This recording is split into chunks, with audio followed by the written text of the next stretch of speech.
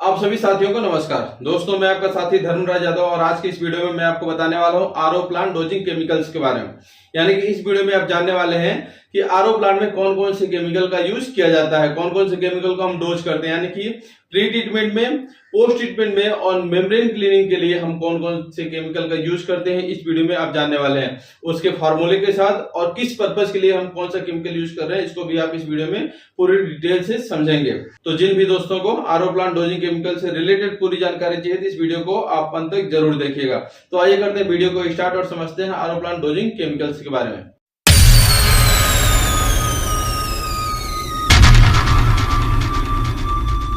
तो आइए RO plant dosing chemicals के बारे में समझते हैं।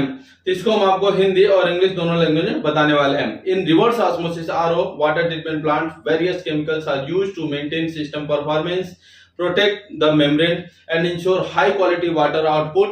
Below common dosing chemicals used in RO plant along with their formula and purpose. यानी कि reverse osmosis RO water treatment plant में सिस्टम के परफॉर्मेंस को बनाए रखने, मेम्ब्रेन की सुरक्षा और हाई क्वालिटी वाले वाटर का उत्पादन को सुनिश्चित करने के लिए विभिन्न केमिकल का उपयोग किया जाता है। नीचे आरओ प्लांट में उपयोग की जाने वाले कॉमन डोजिंग केमिकल्स, उनके फार्मूले और उद्देश्यों के साथ दिए गए हैं, जिसमें हम आपको बताएंगे प्री ट्रीटमेंट केमिकल्स के बारे में, मेम्ब्रेन क्लीनिंग केमिकल्स के बारे में, पोस्ट ट्रीटमेंट केमिकल्स के बारे में, example dosing and use cases के बारे में, मॉनिटरिंग एंड एडजस्टमेंट के बारे में बताने वाले हैं। तो अब हम लोग एक एक केमिकल्स के बारे में समझ लेते हैं। तो अपना जो फर्स्ट है वो है प्री ट्रीटमेंट केमिकल्स। तो प्री ट्रीटमेंट केमिकल्स में जो फर्स्ट है वो है क्लोरीन। क्लोरीन का जो फार्मूला होता है वो होता है Cl2 और इसका जो पर्पस देखिए क्या होती है, disinfection to kill bacteria and prevent biofouling, usually used in pre treatment stage. यानी कि इसका काम होता है कि बैक्टीरिया को किल करना और इसलिए प्री ट्रीटमेंट में यूज की जाती है या प्री ट्रीटमेंट स्टेज में यूज किया जाता है। सेकेंड अपना केमिकल है सोडियम हाइपोक्लोराइड, जिसका फार्मूला होता है NaOCl। इसका पर्पस देखिए, liquid form of chlorine use for disinfection. यानी कि ये क्या है, ये क्लोरीन का लिक्विड फॉर्म है और इसका भी काम होता है डिसइंफेक्शन के लिए इसको यूज किया जाता है। थर्ड है सोडियम बाइसल्फाइड, जिसका फार्मूला है NaHSO3, जिसका पर्पस देखिए क्या है, dechlorination to neutralise chlorine before the water enter the RO membrane as chlorine can damage the membrane. यानी कि जो सोडियम बाइसल्फाइड होती है, इसका जो काम होता है क्लोरीन को न्यूट्रल करना, यानी कि जिस वाटर को हम आरओ के अंदर फीड कर रहे हैं उसके अंदर से क्लोरीन को रिमूव करना, यानी कि क्लोरीन को पूरी तरह से न्यूट्रलाइज करना, ये काम होती है सोडियम बाइसल्फाइड का आरओ प्लांट में।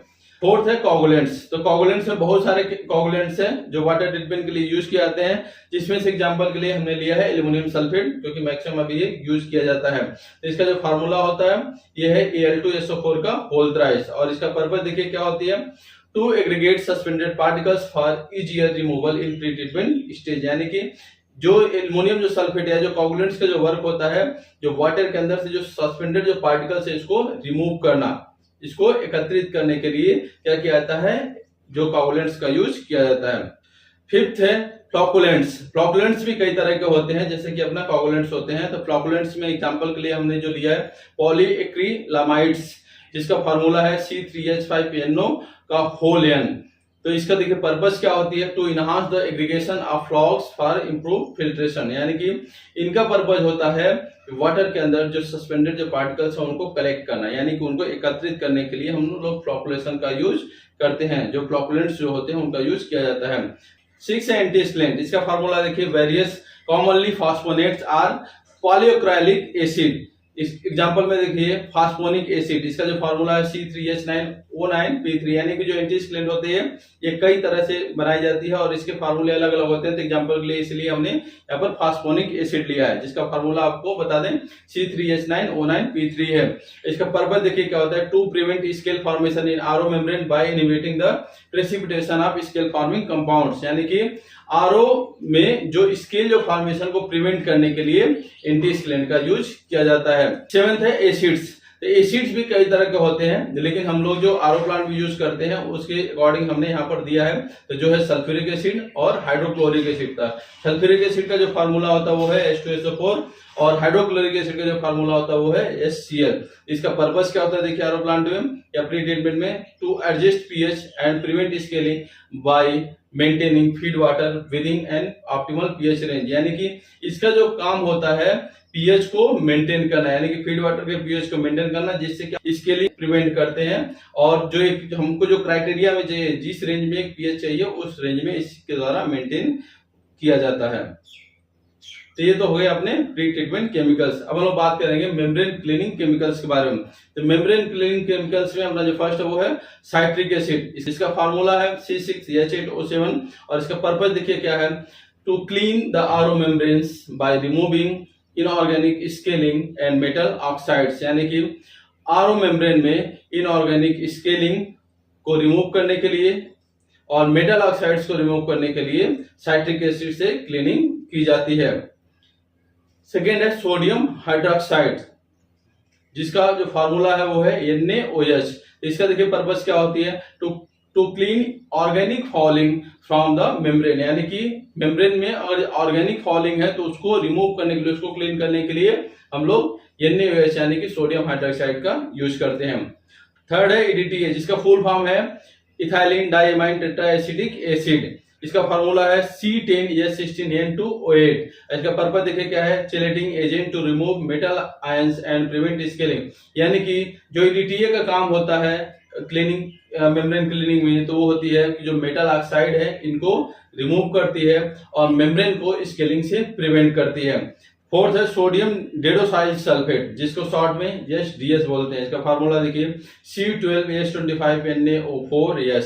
इसका पर्पस देखिए क्या है, a surfactant used to clean organic and biological fouling from membrane, यानी कि इसका यूज इसलिए हम लोग करते हैं मेम्ब्रेन क्लीनिंग में क्योंकि ये जो ऑर्गेनिक जो पॉल्यूटेंट होते हैं उनको क्या करता है, क्लीन कर देता है और बॉय फॉलिंग को भी ये मेम्ब्रेन से रिमूव कर देता है। इसलिए हम लोग SDS का यूज करते हैं मेम्ब्रेन क्लीनिंग में। ये तो हो गए हमारे मेम्ब्रेन क्लीनिंग केमिकल्स। अब हम लोग बात करेंगे पोस्ट ट्रीटमेंट केमिकल्स, यानी कि आरओ ट्रीटमेंट के बाद जो होती है हमारे कौन कौन से केमिकल का यूज किया जाता है। फर्स्ट है कैल्शियम कार्बोनेट, जिसका फार्मूला है CaCO3। इसका पर्पस देखिए to remineralise the demineralise RO water and adjust pH, यानी कि इसका जो पर्पस होता है वो होती है डीमिनलाइज वाटर को पुनः रीमिनलाइज वाटर में कन्वर्ट करना और इसके पीएच को एडजस्ट करना। सेकेंड है सोडियम हाइड्रोक्साइड। इसका फार्मूला है NaOH। इसका पर्पस देखिए to adjust pH in the post treatment stage to ensure the water is not too acidic, यानी कि सोडियम हाइड्रोक्साइड का हम लोग प्री ट्रीटमेंट में देख रहे थे, उसके लिए अलग पर्पस के लिए यूज होता था और पोस्ट ट्रीटमेंट में हम लोग यूज करते हैं कि अगर वाटर एसिडिक है तो उसके पीएच को मेंटेन करने के लिए यहाँ पर सोडियम हाइड्रोक्साइड का यूज किया था पोस्ट ट्रीटमेंट में। थर्ड है कोरोजन इनहिबिटर्स। कोरोजन इनहिबिटर्स कई तरह के होते हैं, जिसमें हमने अभी लिया है सोडियम सिलिकेट्स। तो सोडियम सिलिकेट्स का जो फार्मूला होता है Na2SiO3। इसका पर्पस देखिए to protect distribution system and pipes from corrosions, यानी कि इसका काम होता है कि जिस वाटर को हम लोग आरओ ट्रीटमेंट करने के बाद जो हम लोग सप्लाई कर रहे हैं उसके द्वारा किसी भी इक्विपमेंट में या पाइप में कोरोजन ना हो, कोरोजन से प्रिवेंट करने के लिए हम लोग कोरोजन इनहिबिटर्स जो केमिकल है इसका यूज करते हैं।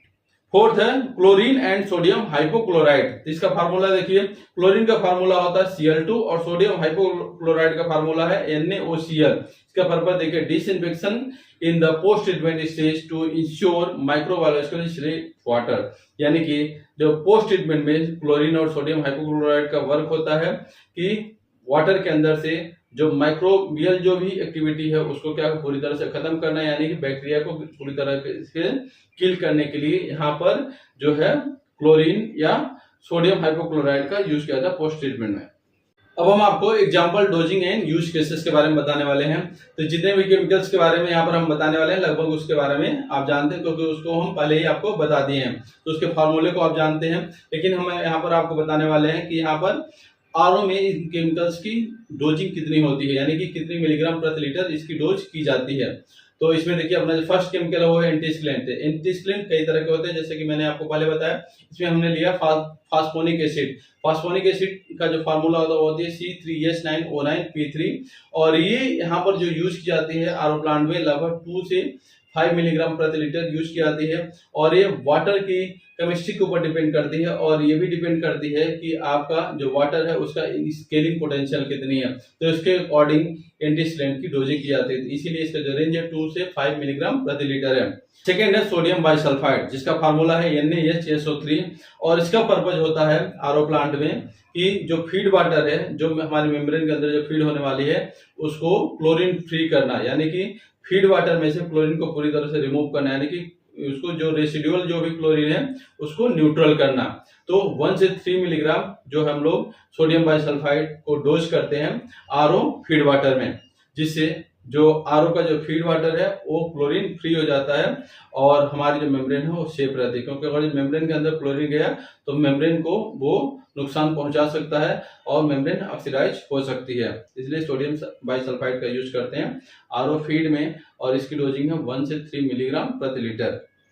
थर्ड अपना केमिकल है साइट्रिक एसिड, और साइट्रिक एसिड का जो फार्मूला है C6H8O7 और ये क्या है, एक क्लीनिंग सोल्यूशन है जिसका हम यूज करते हैं मेम्ब्रेन क्लीनिंग के लिए, और इसकी जो परसेंटेज होती है 2 से 3% होती है और ये बेसिकली यूज किया जाता है इनऑर्गेनिक जो स्केलिंग होती है इसको रिमूव करने के लिए, यानी कि मेम्ब्रेन के अंदर इनऑर्गेनिक स्केलिंग है इसको रिमूव करने के लिए साइट्रिक एसिड का यूज करते हैं। फोर्थ है क्लोरीन, जिसका फार्मूला है Cl2 और इसका पर्पज होता है कि वाटर को डिसइंफेक्टेंट बनाना, यानी कि वाटर को क्या है, बैक्टीरिया रहित बनाना। तो इसलिए हम लोग क्लोरीन का डोज प्री ट्रीटमेंट में करते हैं जो 1 से 5 मिलीग्राम प्रति लीटर होता है, और ये इंश्योर करते हैं कि हमारा प्री ट्रीटमेंट के बाद वाटर के अंदर 0.2 से 0.5 मिलीग्राम प्रति लीटर ये क्लोरीन की जो कंसंट्रेशन होनी चाहिए, यानी कि इतना ppm वाटर के अंदर अवेलेबल होना चाहिए, जिससे वाटर क्या होगा, बैक्टीरिया फ्री रहेगा। इसके बाद हम लोग फाइनली बात करेंगे मॉनिटरिंग एंड एडजस्टमेंट के बारे में। Regular monitoring of water quality parameters such as pH, conductivity and chemical concentration is essential to adjust dosing rate accurately and ensure optimal operation of the RO plant. Automated dosing system with real-time monitoring can help maintain consistent treatment condition and respond to changes in feed water quality promptly.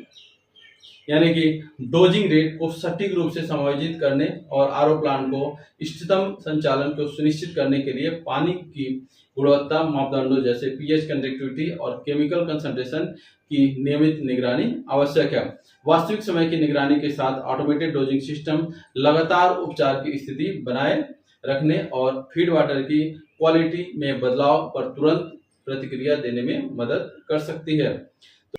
दोस्तों, इस video में आपने RO plant dosing chemicals के बारे में समझा, जिसमें आपने pre treatment chemicals, post treatment chemicals और आरओ मेम्ब्रेन क्लीनिंग केमिकल्स के बारे में जाना। तो आशा करते हैं कि आपको ये वीडियो काफी अच्छी लगी होगी, इससे आपको बहुत सारे हेल्प मिलने वाले हैं, और अगर आपको इससे अच्छी खासी जानकारी मिली हो तो आप इसको लाइक कर देना, अपने फ्रेंड सर्कल में इसको आप शेयर कर देना, और अगर आप इस चैनल पर नए हो, पहली बार विजिट किए हो तो प्लीज आप चैनल को सब्सक्राइब कर देना और साथ ही साथ बेल आइकन को एक्टिवेट कर देना। मिलते हैं नेक्स्ट वीडियो में नेक्स्ट टॉपिक के साथ। आज के लिए बस इतना ही। धन्यवाद दोस्तों।